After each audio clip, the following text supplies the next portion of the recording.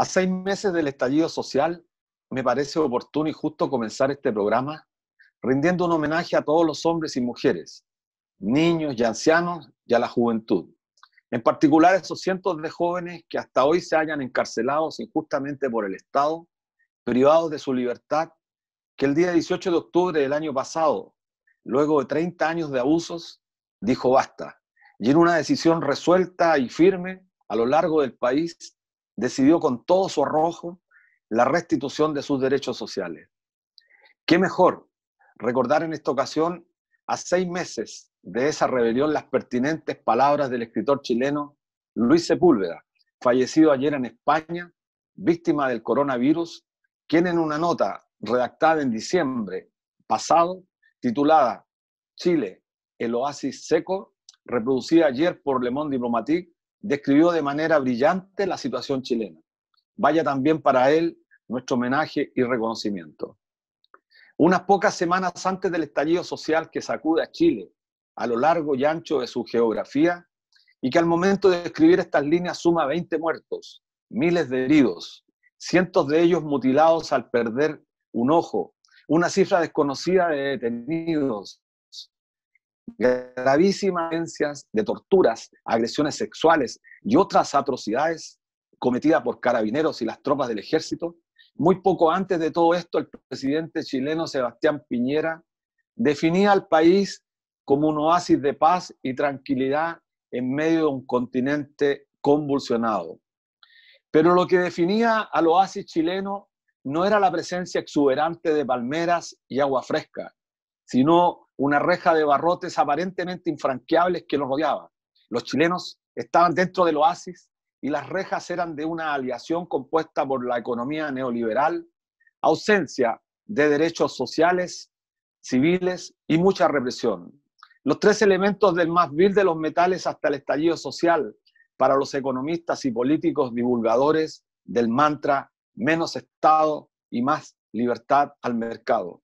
En Chile había ocurrido un milagro casi por generación espontánea, y ese milagro era visible en las cifras del crecimiento económico manifestadas por las estadísticas impecables a juicio del Fondo Monetario Internacional o del Banco Mundial, que exhibía Chile una economía sana y en constante crecimiento, pero esa aparente bonanza no se refería a la totalidad del país, pues omitía algunos detalles aparentemente subjetivos, como son el derecho al salario justo, a pensiones dignas, a educación pública de calidad, a sanidad pública de calidad y sobre todo el derecho a los ciudadanos de elegir como sujetos de su propio desarrollo y no a ser espectadores pasivos de las cifras macroeconómicas exhibidas por el poder. El 11 de septiembre de 1973, un golpe de Estado terminó con la democracia chilena. Se instauró una dictadura brutal que duró más de 16 años. Y ese golpe de Estado no se dio para restaurar el orden alterado o para salvar la patria del comunismo, sino para imponer un modelo económico ideado por los primeros gurús del neoliberalismo liderados por Milton Friedman y la Escuela de Chicago.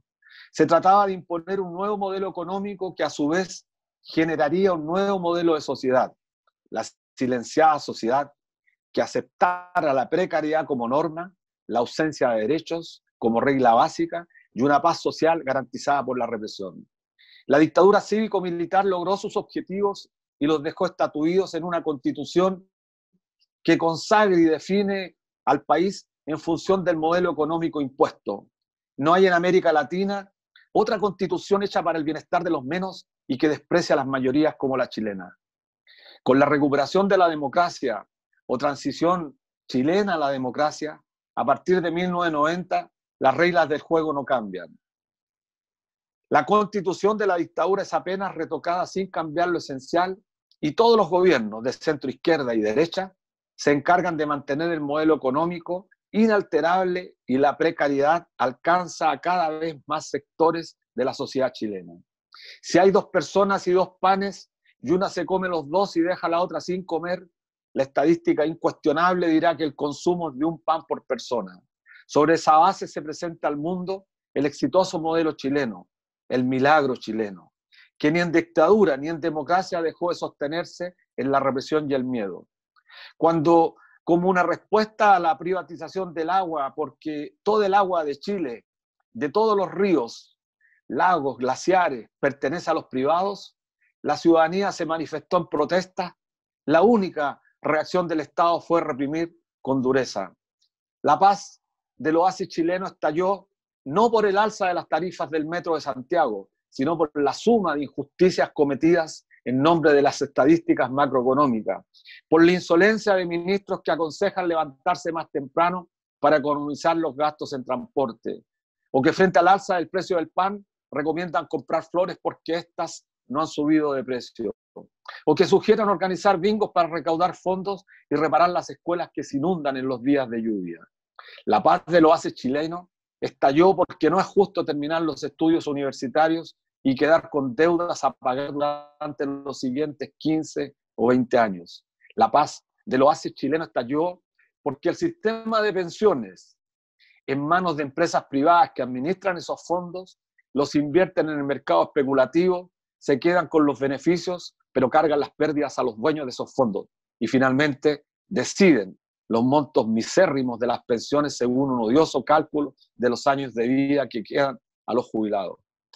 La paz del oasis chileno estalló porque al trabajador, al obrero, al pequeño empresario a la hora de elegir a qué AFP privada le encarga la administración de sus futuras pensiones, debe considerar que gran parte de tu jubilación dependerá de que tan bien supiste manejar y mover tus ahorros en el mercado de inversiones.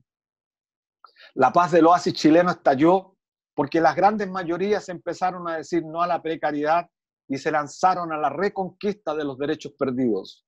No hay rebelión más justa y democrática que la de estos días en Chile. Reclaman una nueva constitución que represente a toda la nación y su diversidad. Reclaman la recuperación de cuestiones tan esenciales como el agua y el mar, también privatizados. Reclaman el derecho a estar presentes y a ser sujetos activos del desarrollo del país.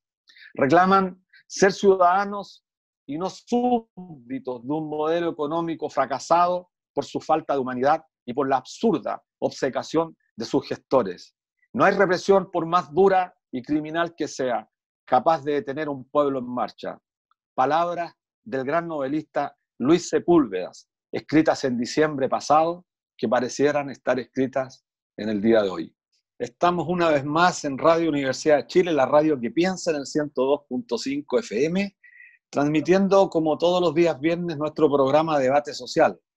En esta ocasión, una vez más, transmitiendo a través de la señal online, con las dificultades que muchas veces la tecnología nos presenta, pero esperemos que en esta ocasión tengamos una buena transmisión.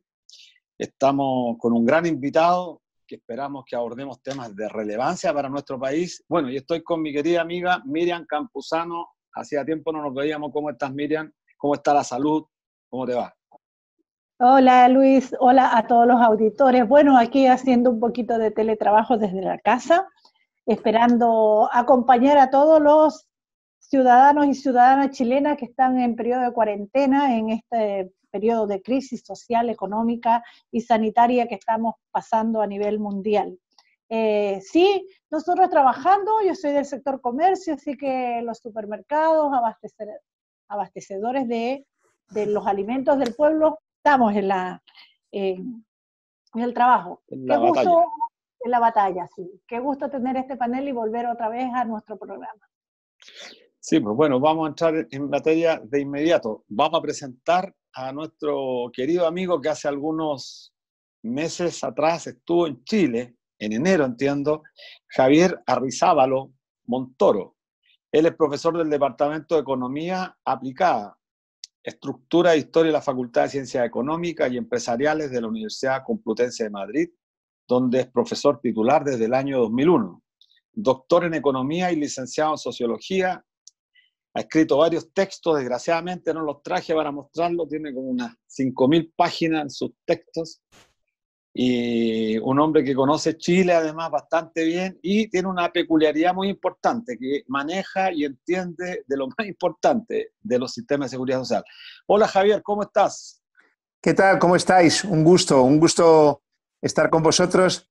Tienes razón, Lucho, parece parece la prehistoria, pero fue el 27 de enero que tuve lo que para mí es un honor, que fue compartir con ustedes un evento promovido por un movimiento que supongo que son conscientes que también fuera de Chile es un referente, que es el No Más AFPs. Así que encantado, por supuesto, de colaborar una vez más, aparte de que efectivamente para mí Chile va en mi corazón muy dentro. Bueno, muchas gracias. Bueno, vamos a entrar con Miriam en las preguntas. No sé si partimos, Miriam, inmediatamente, partes tú o parto yo, como queramos. Yo, bueno, saludar a Javier nuevamente, verlo ahí con un nuevo look en su corte, pero bueno, con un tremendo aporte para los chilenos y las chilenas en este periodo. Bueno, decir que llevamos varias semanas inmersos en esta crisis sanitaria y recluidos en nuestras comunas, lo que se nos ha tocado asumir cuarentena, como decía antes, unido a esta pandemia global. En este escenario, yo creo que Javier va a ser un aporte. Estamos en un escenario extremadamente complejo en todo el mundo, especialmente para los asalariados, el mundo del trabajo. Por lo mismo quisimos acercarnos a otras realidades y queríamos conversar, que más que con Javier desde España, acerca de cómo enfrentan los gobiernos, los países, las pandemias y sus efectos colaterales sobre la población más vulnerable. Así que sobre eso el Fondo Monetario Internacional proyectó para el periodo siguiente, después de la pandemia, la entrada de una recesión económica y un retroceso de las economías a nivel global, que podría alcanzar un 3% en este lado del mundo y para la eurozona un 7%. ¿Qué te parecen a ti, Javier, como economista, como especialista en el tema, esta postura o este comentario del Fondo Monetario Internacional? Yo creo que lo primero que hay que decir es que son cifras que si siempre todas las previsiones hay que tomarlas con muchas cautelas, en este caso con absoluta cautela, ¿no? Son cifras que no tienen un fundamento solvente por una sencilla razón. Hay una incertidumbre todavía absoluta acerca de cuál va a ser el desarrollo de esta pandemia, ¿no? Por ejemplo, por decir solamente un dato en relación con la economía española que comentáis, ¿no? En España se estima que el peso del turismo, del sector turístico, en el producto es de en torno al 12%. Es decir, una octava parte, un dato que ilustra algunos elementos importantes de la economía española, su inserción exterior, etc. El periodo vacacional aquí se concentra en gran medida en el periodo veraniego del año, que básicamente es julio y agosto. Estamos en el mes de abril, no hay ninguna garantía acerca de cómo se va a restablecer la actividad, en particular aquellas actividades que implica que se junta gente, etcétera. Por tanto, son previsiones que carecen, yo creo, de solvencia. Y en este caso no lo hago desde una perspectiva de crítica, digamos, al Fondo Monetario Internacional, que correspondería en relación con otras discusiones, sino simplemente, digamos, a lo que podríamos llamar pues, el fundamento técnico de esa cuestión. Quería añadir una cosa que me parece muy importante. A veces la secuencia cronológica con la que se expresan las cosas, con la que se manifiestan, puede inducir a confusión. En el caso chileno, que ustedes conocen bien, bueno, se dice, ¿no? Primero fue el golpe, luego la dictadura y luego la aplicación de esa política brutal, ¿no? contra los derechos de la mayoría de la población, ¿no? Esa es la secuencia aparente. En realidad, más bien es que para aplicar esa política, que era una exigencia del capital financiero, etcétera, bueno, se requería una dictadura que a su vez se hizo posible con el golpe. Ahora ocurre algo parecido en el sentido de que pareciera que es la pandemia la que provoca la crisis. Y eso no es del todo cierto, porque en realidad latía ya, subyacía una crisis. El Fondo Monetario Internacional, precisamente, en los años 2018, 2019, la propia directora gerente del fondo, Christine Lagarde, hablaba recurrentemente de que había nubes en el horizonte. La problemática de la deuda, no pública, o también, no solo pública, también privada, la problemática de la guerra comercial, etcétera. Y digamos que esa crisis latente, lo que hace la pandemia es hacerla aflorar, acelerarla, dispararla. Y en ese sentido me parece que el primer elemento que preside la situación es la incertidumbre y, por tanto, ese comentario mío crítico hacia la pretensión de poder hacer estimaciones tan precisas. Y, en segundo lugar, la devastación económica y social que se está produciendo. Si quieren, luego entramos en algunos datos y algunos detalles en relación con la situación española en particular.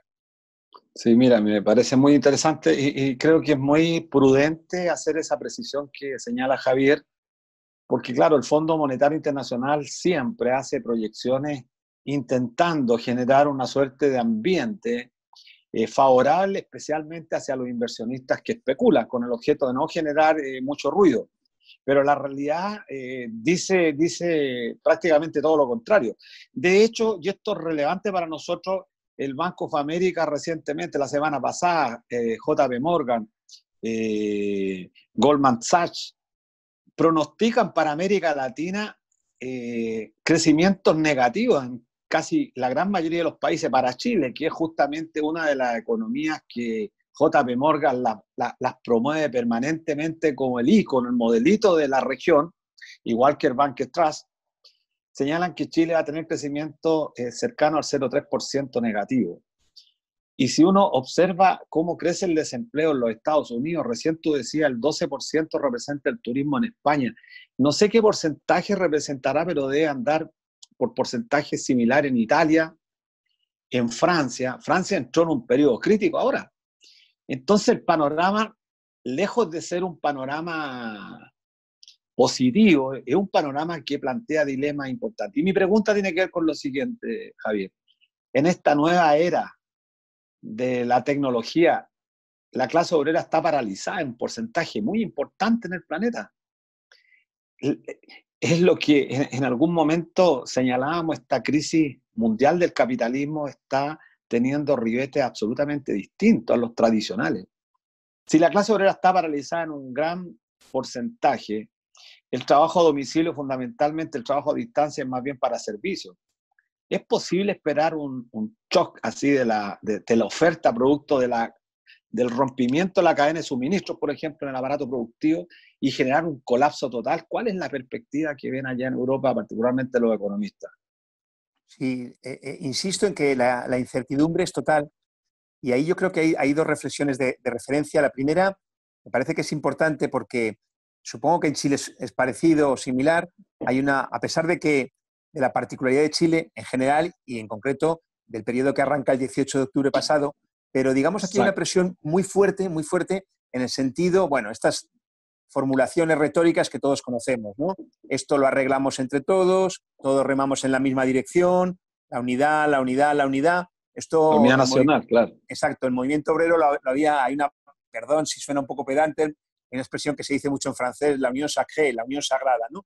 ¿Qué es lo que ocurre? Lo que ocurre es que, y esto creo que es importante, porque no lo planteo desde una perspectiva maximalista, cuando hablamos de conflicto de clases, de lucha de clases, de pugna distributiva, Keynes, que era un economista burgués, hablaba de guerra de clases, simplemente reflejamos el hecho real de que hay posiciones distintas desde el punto de vista de la distribución, ¿no? Eso en Chile es especialmente marcado por la polarización que provocó las políticas de la dictadura, luego nunca revertidas, ¿no? En ese sentido, mientras esto ocurre, en España se disparan los despidos. Se disparan los despidos y esto además da pie a una reflexión que a mí me parece muy importante.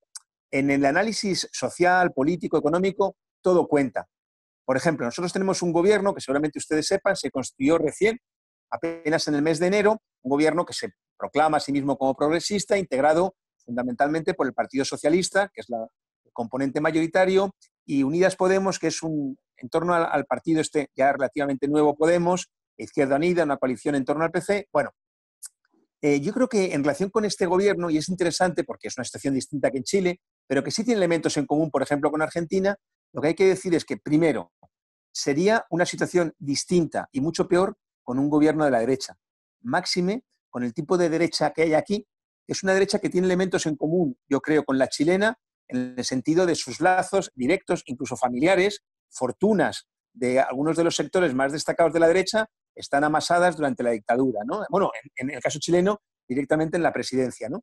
Entonces, es bueno precisar eso. Lo digo porque hay sectores, bueno, en la tradición del movimiento obrero se les llamaba ultraizquierdistas, ¿no? Que dirían que todo es lo mismo. No todo es lo mismo, no todo es lo mismo. Pero también hay sectores, por así decirlo, más ilusos, si se quiere decir así, más ingenuos, y dicen, bueno, como este es nuestro, entre comillas o sin comillas, da igual, nuestro gobierno va a hacer todo. Y cuando vamos a la letra pequeña, que importa, porque en la letra pequeña se dilucidan mucho las condiciones de vida de la mayoría, bueno, lo que vemos, por ejemplo, que hay un discurso habitual en el sentido de que en España el gobierno ha prohibido los despidos.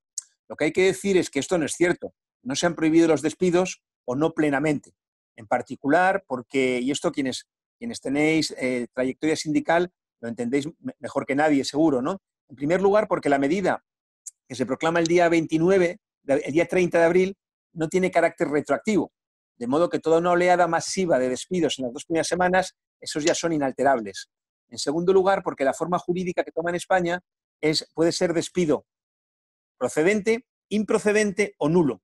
Realmente anular los despidos, como su nombre indica, es declararlos nulos. La medida del gobierno los declara improcedentes. Eso implica que la indemnización por despido es un poquito mayor. En lugar de 22 días, por año trabajado son 33. ¿Qué ocurre? Que como hay una gran precariedad, en realidad incluso ese aumento de la indemnización es menor. Pero lo que quiero transmitirles es que yo no menosprecio medidas que palían en alguna medida el efecto demoledor de esta crisis. Lo que sí digo es que conviene caracterizarlas bien. ¿Por qué? Porque en la práctica lo que está haciendo este gobierno, bueno, pues, y no lo digo insisto, desde una perspectiva maximalista, pero fundamentalmente busca defender las instituciones y el orden capitalista. Un orden capitalista que, enfrentado a un contexto de una crisis brutal como la que padecemos ahora mismo, recurre fundamentalmente a esto que decía de los despidos, la impugnación de todos los derechos. Y muy brevemente añado una cosita, y es que se dice habitualmente la fórmula, ¿no? Cuando volvamos a la normalidad. Lo primero es que de donde veníamos no era precisamente una situación normal y para ustedes en Chile menos todavía, ¿no? Pero lo que sí quiero decir es que, y esto lo hemos debatido mucho porque hay elementos de resistencia, ha habido incluso plantes en algunas empresas importantes, incluso en sectores como el puerto de Algeciras, que es uno de los puertos más importantes, está en el sur, muy cerca de África. Hubo una huelga que se planteó sobre la base de que se negaban los trabajadores a entrar al trabajo sin las medidas de protección elementales. De modo que la situación es muy convulsa y no exagero, y ahí sí que lamentablemente es una predicción que es segura, vienen tiempos verdaderamente muy duros. Sí. No, sí, bueno, evidentemente. Sí, yo consultándole a Javier desde la postura diferente de su país, que claramente tiene un sistema de seguridad social, cosa que en Chile no tenemos un sistema de capitalización individual, una salud pública que no es capaz de darle frente a la pandemia. Me gustaría que nos hiciera un comentario, ya que él es experto en seguridad social, si ha podido leer o entender un poco lo que pasa con los países que tienen un real sistema de seguridad social, valga la redundancia, versus los países como Chile, que tenemos un sistema individualista, en cómo se enfrentan estos tipos de calamidades o estas pandemias sociales. Me ha permitido una pequeña licencia. Hay una viejísima frase, pues 172 años de Marx, ¿no? Cuando decía que el conflicto de clases tenía un contenido internacional, aunque formas nacionales. Esto es muy interesante porque, bueno, yo creo que los trabajadores y trabajadoras en Chile, como en España, como en cualquier sitio, tienen aspiraciones compartidas. Una es lo que solemos llamar el salario de vejez, que llegado a cierta edad, la persona llegada a cierta edad no tenga que seguir trabajando hasta sus últimos días, ¿no? Una medida civilizatoria, podríamos decir.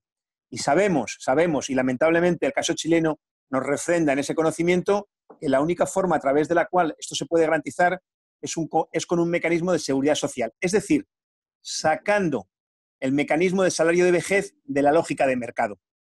Esto es la primera consideración. Luego podemos entrar a los matices, e importa, porque ese contenido común, digamos, del conflicto de clases en todos los países, en Chile, entiendo, ustedes lo saben obviamente mucho mejor que yo, que toma la forma de recuperar la seguridad social que la dictadura destruyó y que ningún gobierno posteriormente se planteó seriamente reconstruirla. En el caso español, la situación es completamente distinta. Claro que hay discusión, pero la discusión tiene que ver con algunas amenazas, algunos ataques comparativamente, desde luego, menores a la situación, como digo, de destrucción que padeció el pueblo chileno desde el año 81, ¿no? Desde aquel aciago 1 de mayo, precisamente, del 81, cuando entra en vigor el sistema de las AFPs, ¿no? Ese es el marco general, ¿no? Eso muchas veces lo hemos conversado con Luis y con otros compañeros. Los datos, bueno, parece un poco economicista, pero son datos que todo el mundo entiende muy bien. Hay un indicador que creo que es el más gráfico, ¿no? Que es lo que solemos llamar tasa de reemplazo. ¿Cuánto es el monto de la pensión en comparación, en proporción con el último salario de cada cual? mientras que en el caso español es del 79, 79%, 80%, es decir, grosso modo, la persona que se jubila puede mantener su nivel de vida, grosso modo, en el caso chileno anda por el 33% para trabajadores, 25% para trabajadoras o algo así. Y claramente no hay salario de vejez, claramente no existe hoy en Chile ese derecho. En relación con la sanidad pasa algo parecido. Como todo importa, la primera reflexión debería ser comparar el hecho de que existe en España una red sanitaria considerable y que en Chile esto no es así. Las ISAPRES, etcétera, todo eso lo devastó también. Dentro de eso, y ya en un terreno, insisto, porque esto conviene ser cuidadoso, que tendría más que ver con, si se quiere decir así, los matices, aunque matices que pueden matar, porque no hay comparación posible entre Chile y España en ese sentido, en todo lo que tiene que ver con seguridad social. Pero entrando en lo concreto, las políticas de los últimos años que han impuesto recortes muy graves en la sanidad española, es decir, que no de un día para otro gracias a una dictadura como fue en Chile, pero sí como esta gota que poco a poco va calando, ha limitado, solo limitado la capacidad de la sanidad pública. Y eso ha provocado, es verdad, que sometida al embate de una pandemia impredecible en la magnitud que toma, ¿no? Pero eso ha provocado cosas que aquí eran prácticamente desconocidas, como por ejemplo una cosa que se llama la priorización de pacientes para su entrada en las UCIs, en las unidades de cuidados intensivos, que significa que por criterios de edad, de patologías previas, en definitiva expectativa de vida, se llega a negar la atención en ese tipo de servicio a algunas personas. Quiero ajustarlo bien, ¿no? No estoy diciendo que no exista sanidad, que sea deficiente, estoy diciendo simplemente que, como todo cuenta, la capacidad de respuesta a un embate, a una pandemia como esta, se modifica. Incluso en un terreno que es fácil de comprender. Los propios tanatorios han estado desbordados, ¿no? Yo tengo una relación personal con alguien a quien falleció su padre y tardaron 48 horas en retirar el cadáver de la casa, ¿no? Bueno, no hago sensacionalismo, no digo que sea lo habitual, solamente quiero decir, para incorporar todos los elementos, el primero y más sustantivo, no hay comparación posible entre una sociedad que no tiene seguridad social como es la chilena, con las consecuencias que ustedes saben, de una sociedad que sí, en la cual, claro que entramos a un terreno, digamos, más fino de cuánto de bien está funcionando la seguridad social, qué ataques recibe, cómo fortalecerla, etcétera. Así, bueno, tiene que ver, este es el debate central y muy clarificador, la reflexión que hace Javier y muy pertinente además porque uno de los debates a fondo en el país nuestro es justamente, tiene que ver con aspectos casi subjetivos, la calidad de vida de las personas. La calidad de vida no se mide solamente con un indicador, sino que con un conjunto de indicadores que permiten a la persona tener bienestar social, tener lo que algunos dirían alcanzar grados mayores de felicidad, pero en un país donde no hay garantizado derechos como salud, derecho a la sanidad, bueno, es evidentemente una diferencia sustantiva. Bueno, pero vamos a ir a una pausa, a un corte musical con el tema Resistiré, muy de moda en España, a propósito de que está Javier con nosotros, de Ataque 77. Y regresamos en unos segundos, así que no se vaya a nuestra sintonía. Bueno, estamos de regreso en la Radio Universidad de Chile, la radio que piensa, en el 102.5 FM, transmitiendo a través de nuestra señal online también y haciéndolo mediante este sistema que nos tiene combinado producto de la pandemia. Así que a nuestros auditores les pedimos las excusas si en algún momento la transmisión sufre algunos imperfectos. Estamos además transmitiendo directamente desde España con nuestro querido amigo economista Javier Arrizabalo, discutiendo temas de trascendencia. Hicimos en la primera parte un análisis de la situación económica, pero creo que se comete un error cuando se hace solamente análisis económico a partir de una crisis social, una crisis, por supuesto, económica, pero por sobre todo también una crisis política. Y los chilenos, a diferencia de muchos países, habíamos despertado, como se dijo en Chile el 18 de octubre, llevábamos prácticamente 5 años de una intensa movilización en el país que cuestionó prácticamente todo el modelo chileno, todo el sistema de privatización, todo el sistema que convirtió en negocio la salud, las pensiones, la educación. y Javier es una persona que conoce bastante bien el tema, entonces quiero que entremos en materia para poder discutir y nuestros auditores puedan sacar el máximo partido. Mira, un solo dato, Javier, que creo que es relevante que conozcas.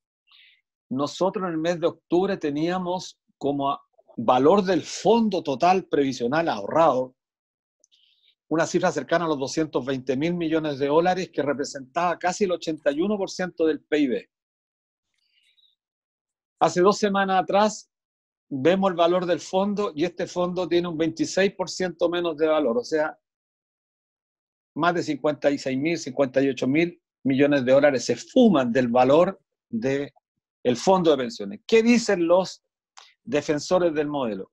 Pero no hay que preocuparse, si esto es así, las bolsas suben, bajan, hoy día bajaron, bueno, pero en un mes, 2 meses más van a volver a subir. El problema es que la gente que se está pensionando en Chile en estos momentos no lo puede hacer porque su fondo cayó en un 26%. Y es prácticamente el único país del mundo cuyo monto de la pensión está determinado por factores exógenos, es decir, el desplome o no desplome de las bolsas. La perspectiva no es halagüeña. Y aquí quería mostrar en materia contigo para descifrar y demostrarle a nuestros auditores. Se suele sostener la misma tesis majadera de parte de la derecha en este país, de que los sistemas de reparto están quebrados, que España está quebrada, de que por qué queremos ir a la antigüedad si en realidad los sistemas de capitalización son lo más modernos. Sobre ese tema sería relevante nos dieras tu opinión, Javier, que comprende además la situación chilena. Sí, has dicho, Luis, una cosa muy importante, y es que a veces quizá con los datos macroeconómicos podemos perder el punto de referencia, ¿no? El bienestar de la gente. Aquí es habitual que las personas, cuando hasta ahora la edad de jubilación eran los 65, la regular, se está atrasando poco a poco, pero en general la gente a partir de cierta edad ya soñaba con el periodo de jubilación como la recompensa a toda una vida de trabajo y, por lo tanto, abriendo una perspectiva de proyectos culturales, de viajes, etcétera, etcétera. Y eso es lo que se hurta a la población chilena. Por tanto, esa conexión que haces me parece muy, muy valiosa. En relación con la cuestión de los datos, ¿no? Primero, una cosa importante. La bolsa, por definición, en una economía mundial caracterizada por unos enormes montos de capitales financieros especulativos, está sometida a muchos vaivenes. Aquí digamos que sería peligroso tomar el dato puntual de un día u otro, pero si tomamos una perspectiva más amplia, lo que vemos es que la sostenibilidad de los montos de los que vienen las bolsas está absolutamente puesta en cuestión. Por tanto, más allá del dato puntual que importa, como muy bien has dicho, en relación a quien le tocaría o quien tendría derecho a jubilar ahora, y el dato es muy, muy sencillo. En realidad, si hay una caída de una cuarta parte, pues habría una caída. No es proporcional, ya lo sé, pero que se asemejaría a esa magnitud. Cuando yo decía antes que con el 80% de pensión respecto al último salario, más o menos, se puede mantener el nivel de vida, aquí lo que estamos conectando son 2 fenómenos. Una sacudida en la bolsa, a la que enseguida voy, y un impacto en el derecho vital de muchas personas a poder tener una vejez digna resultado de toda una vida de trabajo. Estamos conectando ambos fenómenos. Y eso es lo que se oculta con una serie de formulaciones que definías muy bien, con toda esta retórica de la supuesta insostenibilidad de los sistemas públicos de pensiones. Precisamente un tipo que creo que no exagero si le califico de siniestro, como es José Piñera, con su responsabilidad en relación a la devastación de la minería, del mercado de trabajo y particularmente hacedor de la liquidación de pensiones, venía por aquí, venía por España con cierta regularidad. Tampoco os sorprenderá que fuera una fundación de un banco, del Banco Bilbao Vizcaya Argentaria, el que habitualmente le financiara. ¿Para qué? Para mantener una cosa que es falsa, que tiene que ver con la supuesta insostenibilidad de los sistemas públicos de pensiones, sobre los cuales 3 cositas muy breves. La primera, un dato curioso. Cuando se acusa al gobierno, por ejemplo en Madrid tenemos 25 años seguidos de gobiernos de la derecha, y la derecha en España, ya digo, que es dura, con lazos con el franquismo y todo. Cuando se dice que ha habido recortes en sanidad, ellos alegan que en los últimos años el presupuesto ha aumentado. Y es cierto que aumenta el presupuesto y que a la vez ha habido recortes. ¿Por qué? Porque es un presupuesto que ha aumentado sobre todo para financiar la sanidad privada, cuyos datos revelan que es más ineficiente que la pública. Y más ineficiente, fundamentalmente, dicho en breve, porque mete un margen de ganancia que es lo que la justifica frente a la pública, que se liga estrictamente a la prestación del servicio que corresponda. En segundo lugar, hay una falacia gigantesca, Luis y todos, que debe ser destacada, ¿no? Que es el supuesto factor demográfico. Como si el factor demográfico resolviera todo. Como aumenta la esperanza de vida, entonces son insostenibles los sistemas públicos de pensiones. Y ahí hay dos trampas, y lo digo con mucho énfasis, porque son trampas y son dañinas. La primera es la siguiente, la demografía. Si la demografía fuera un factor que impidiera pensiones dignas, que no lo es, y voy a demostrar por qué, pero que si fuera así, obviamente afectaría igual a un sistema público o a un sistema privado, porque al fin y al cabo se trataría simplemente de cuál es la cantidad de población activa que debe cubrir la población también que ya no es activa. Pero es que además es falso por una razón fundamental. Lo digo con un dato gráfico que seguro que todos nuestros escuchantes lo van a entender bien, ¿no? En España, en los años 50 del siglo pasado, aproximadamente se requería que el 40% de la población trabajadora, de la fuerza de trabajo, se empleara en la agricultura. Se necesitaba ese porcentaje de la población para producir los alimentos de la población, dicho así en breve. Hoy día es el 3%. ¿Vale? ¿Qué quiere? Ahora, importaciones, pero secundario. ¿Qué quiere decir este dato? Detrás de él, ¿qué hay? Detrás de él lo que hay es la productividad. Entonces, todo el supuesto argumento, el tramposo argumento de la demografía se desmorona cuando sabemos lo que significa la productividad. La productividad quiere decir que hoy la humanidad, en todos los países, en España, también en Chile, tiene capacidad más que de sobra que con los activos, digamos, hasta los 65 años o hasta los 60 años, se permita la subsistencia digna del conjunto de la población. Y en relación con esto en particular, hay una cuestión clave, aunque esto ya es más particular del caso español, ¿no? Porque las propias normativas, las propias institucionalizaciones, en cada caso tienen su importancia, ¿no? Aquí hay una cuestión fundamental que tiene que ver con las cotizaciones, que tiene que ver con el nivel de empleo y que tiene que ver con el nivel de salario. A menudo nos hacen un juego tramposo, que es el de decir, arregla esto y no te dejamos mover nada. En primer lugar, repito, las pensiones son más que sostenibles. En segundo lugar, ¿por qué no hablamos también del nivel de empleo, del nivel salarial y de las cotizaciones a la seguridad social? Y entonces las cuentas salen holgadamente. ¿Y sabes por qué salen, Luis, holgadamente? Porque los periodos expansivos compensan mucho más que de sobra los periodos recesivos, siendo que estos existen y son serios. Lo compensan más que de sobra. Ahí nos meteríamos en otra discusión, perdón que me extiendo, que tiene que ver con el hecho de a qué se dedican lo que aquí se le llamó la hucha de las pensiones, los superávit, que en el caso español han sido utilizados fraudulentamente por algunos gobiernos para financiar gastos que no se corresponden con esa procedencia de los ingresos. Exactamente. Bueno, vamos a hacer un segundo corte, Miriam, un segundo corte, me avisabas, y regresamos. Estamos de regreso en la radio que piensa, la Radio Universidad de Chile, en el 102.5 FM, como todos los días viernes, desde las 4 en adelante, nuestro programa de debate social, conversando con nuestro amigo Javier desde España. Y quedó una pregunta pendiente que es muy relevante a propósito de lo que discutíamos, conversábamos respecto de cómo se fuma el capital. Este capital que no es más que la expresión de trabajo acumulado, de humanidad de la gente, porque al fin de cuentas, toda esta expresión monetaria, que el debate que hoy día toma una importancia relevante, todo esto, Javier, tú creo que lo esbozaste, no lo profundizaste, este tema de la crisis de la deuda, por lo que en el pasado, que no olvidamos mucho este famoso dinero fiat, un dinero sin sustento. Sería relevante quizás para nuestros auditores que nos pudieras dar una pequeña expresión. Se nos fueron 58.000 millones, el mundo hoy día produce, echa a andar la maquinita, los norteamericanos. Bueno, por favor, Javier. Sí, es muy buen apunte, porque en torno a esto se produce una especie de mito, ¿no? Es decir, como si las anotaciones contables lo fueran todo, ¿no? Y detrás de las anotaciones contables o hay trabajo o no hay nada. Cuando decimos salario de vejez, no estamos diciendo ninguna cosa retórica, estamos diciendo simplemente que el salario que genera un trabajador o una trabajadora se reparta a lo largo no de su vida laboral, sino de toda su vida. Se trata simplemente de eso y de cuál es el mecanismo que lo hace posible. Cuando hay un sistema de seguridad social con solidaridad intergeneracional y gestión pública, un sistema de seguridad social como tal, como el caso español, el salario que hoy, parte del salario que yo genero están nutriendo el salario de vejez, las pensiones de los jubilados.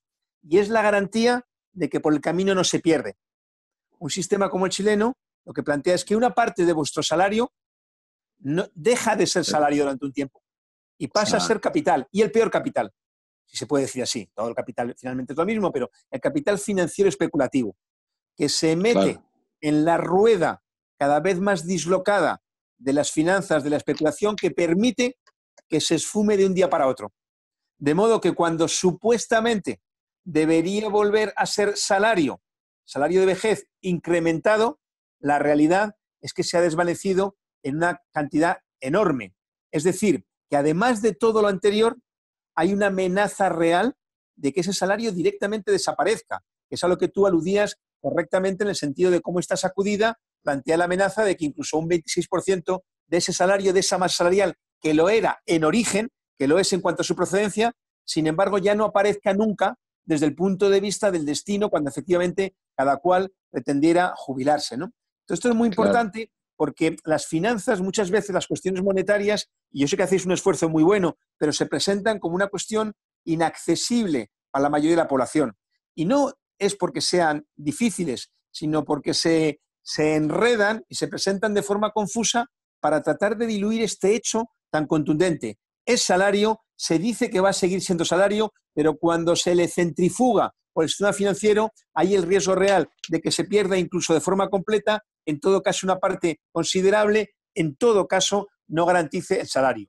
Y pongo como contrapunto, y por eso era muy importante, creo, Luis, lo que planteabas, que en un caso de seguridad social el salario nunca deja de ser salario. Hay un mecanismo de solidaridad intergeneracional que permite preservarlo como tal. Y este es el meollo sustantivo de lo que debatíamos antes. Hay un añadido que se relaciona con la crisis que vivimos, la pandemia, que tiene que ver con las debilidades de las economías que, además de históricamente haber sido dependientes, colonizadas, subordinadas, encima han padecido políticas de recortes.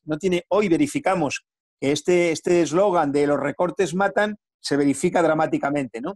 Y en ese sentido, ojalá que no fuera así, ¿no? Pero es muy preocupante, desde luego, el futuro próximo de América Latina en particular. Pienso en países, bueno, hemos conocido lo que está ocurriendo en Ecuador, en Guayaquil, pienso en Brasil, y pienso el dilema dramático al que se va a enfrentar población en el sentido de o bien arriesgarse a morir por el COVID-19 o bien la certeza de morir si no sale, trabaja, se desplaza para poder comer, ¿no? Es decir, cuestiones que a veces parece que están en los libros y son genéricas, en realidad, cuando la cosa se pone dura de verdad, se revela, ¿no?, la fragilidad de la población en el capitalismo. Bueno, muy interesante el aporte, Javier. La reflexión creo que ayuda mucho a comprender la perspectiva. No sé, Miriam, ¿lograste conectarte? Bueno, parece que nuestra compañera tuvo un problema. Bueno, así es la tecnología hoy día, de repente se nos cae. Esperamos que se pueda reconectar. Y seguimos conversando con Javier un tema importante que dice relación con esta situación que se fuma nuestro capital. Es contradictorio esto. Es la representación casi monetaria de nuestra vida, de nuestra humanidad que hemos dejado ahí y que muchas veces, tú lo dijiste muy bien, parece alambicado para que la gente común y corriente, el hombre, la mujer sencilla, no comprenda. No, esto es materia de los técnicos.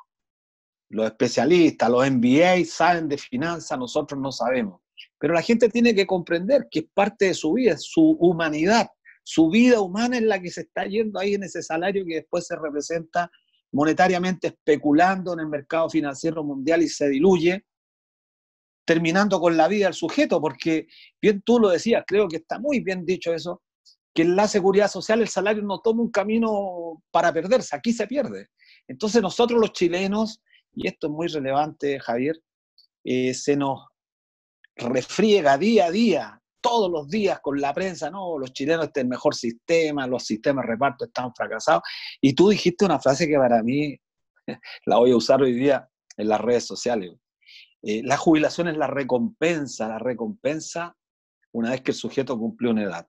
Y yo te pregunto ahí en ese mismo tema, acá estamos, nosotros en nuestra propuesta planteamos avanzar hacia la pensión universal, de forma tal que el nuevo sistema de seguridad social tenga una pensión a lo menos equivalente al ingreso mínimo y de ahí hacia arriba.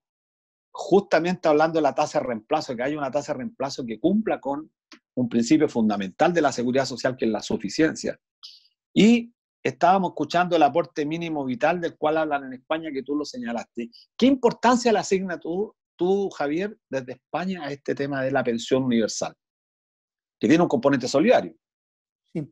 Es un tema, no es fácil, Luis, en muy pocos minutos resolver esto. Sí, yo voy a decir lo que pienso, pero me atrevería a sugerirte, hay compañeros, incluso tú conoces alguno, Juan Miguel Fernández, que tal vez podría ser interesante una entrevista específica ad hoc con él sobre este tema para entrar, digamos, con más detalle. Yo simplemente diría lo siguiente.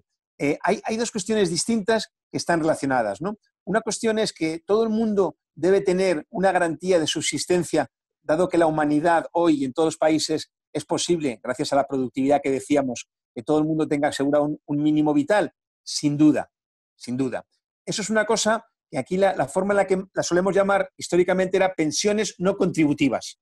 Claro. ¿De acuerdo? Y eso es valioso sin duda. Solamente tiene un pequeño riesgo, que esto se utilice, porque a veces ocurre, o se pretende, como forma de dinamitar las otras, las que tienen que ver con un derecho adquirido sobre la base de esto que justo recordabas, ¿no? De salario diferido, de salario de vejez, ¿no? De la recompensa, etcétera, que yo ilustraba con esta idea muy extendida aquí, ¿no?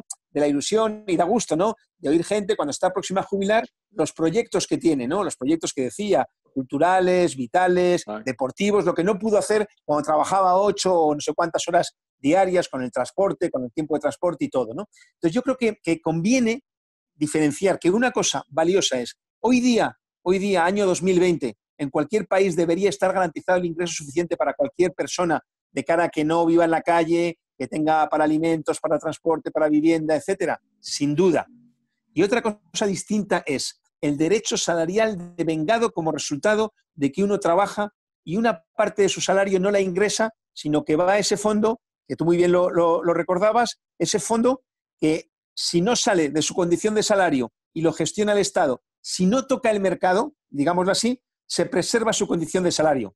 Y que por contra, si entra en la vorágine de la caja negra y terrible del mercado, en realidad lo devalúa, ¿no?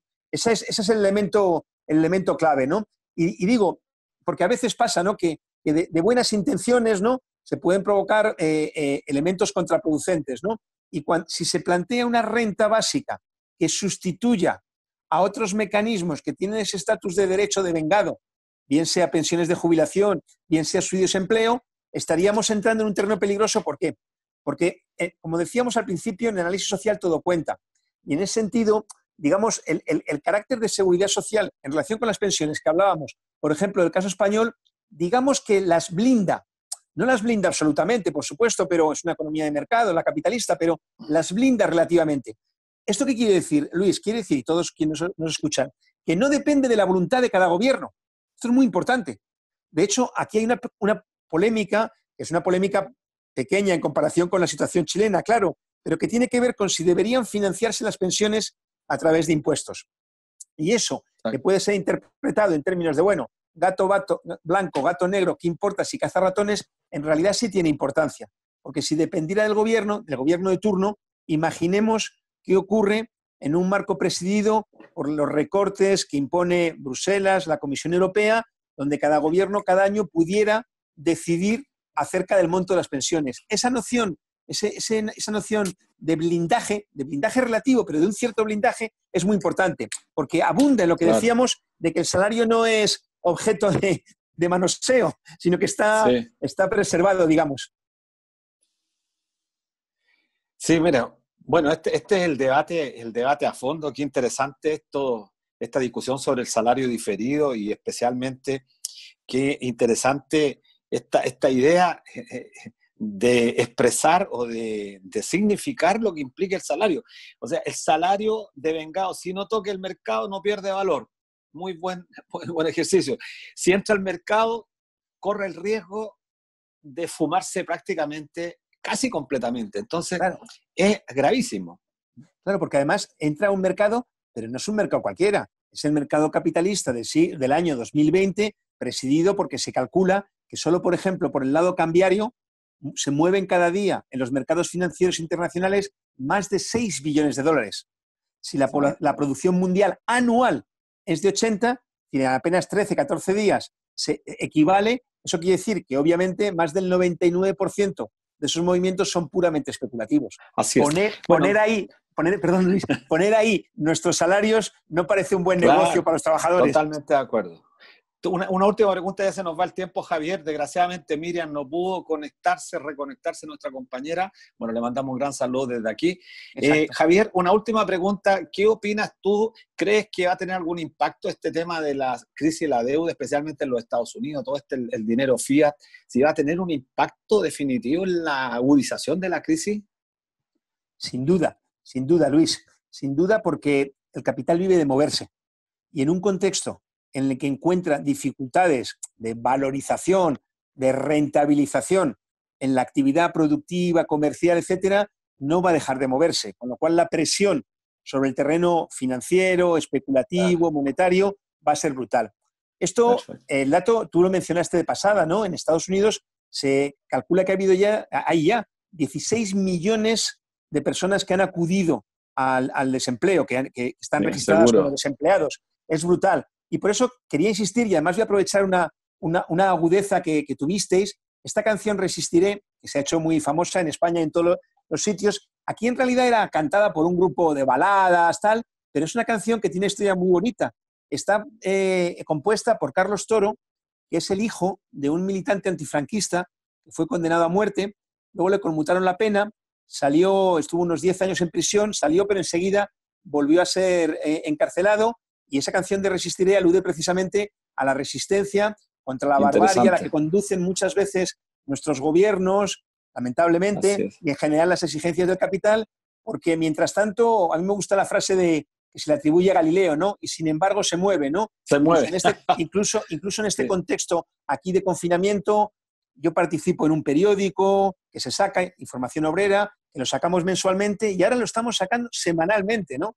Y hay experiencias, digo, de resistencia en algunos sectores, los riders, estos chavales que distribuyen con bicicletas, con condiciones ultra precarias, ni siquiera están reconocidos como asalariados, son emprendedores, falsos autónomos en realidad, les recortan sus ingresos ahora, aprovechándose de que hay más actividad, etcétera, y plantean quizá incluso un plante, en fin, Galileo, y sin embargo se mueve. Sí, mira, qué interesante. Javier, estamos terminando. Queremos darte las gracias. Fue muy interesante, contar con Javier Arrizábalo, un economista destacado de España. Miriam ahí nos hace un cartelito, gracias, te da las gracias, porque tuvo un problema con el audio. Bueno, y dejarte comprometido para otra ocasión, para que vamos a debatir en las próximas semanas, quizás, porque este tema no se va a agotar prontamente y las redes sociales son muy importantes. Queremos sin embargo, y qué importante la canción Resistiré, lo que nos cuentas del autor, porque entonces la vamos a poner con mucha más fuerza claro que sí. En nuestras radios, en nuestros programas. Resistiré, el título ya lo dice todo. Claro, pero muchísimas gracias, Luis. Agradecerte mucho, Javier, y queremos despedir nuestro programa lamentando la muerte del escritor Luis Sepúlveda, que murió justamente en el norte de España. Un escritor importante, un novelista destacado que luchó mucho, militó en el Partido Socialista, en el Partido Comunista, siempre se desencantó, pero fue un hombre comprometido con la causa social, uno de los mejores novelistas que tenemos en nuestro país. Ha fallecido por esta maldita pandemia del coronavirus. Así que un gran abrazo a su familia, a todos quienes fueron sus amigos y hablando de España, un gran abrazo, Javier. Y a mi compañera. Sí. Muchísimas gracias, Campuzano. Luis. Nos vemos la próxima semana. Muchas gracias a ti. Encantado de colaborar. Yo también me adhiero a las condolencias a la familia y amigos de Luis Sepúlveda. Debo decir además que a mí en mi añoranza de Chile siempre me acompañó mucho. Amo en particular sus relatos breves, los que están contenidos en Patagonia Express, en Desencuentro. Muchísimas gracias, estoy a vuestra disposición y ánimo con vuestra lucha, gracias. Que es un ejemplo, Luis, es un ejemplo. Muchas gracias, Javier. Un abrazo grande. Y nos vemos. Saludos. Nos vemos el próximo viernes a partir de las 4 en nuestra querida radio de la Universidad de Chile, la radio que piensa, en el 102.5. Nos vemos.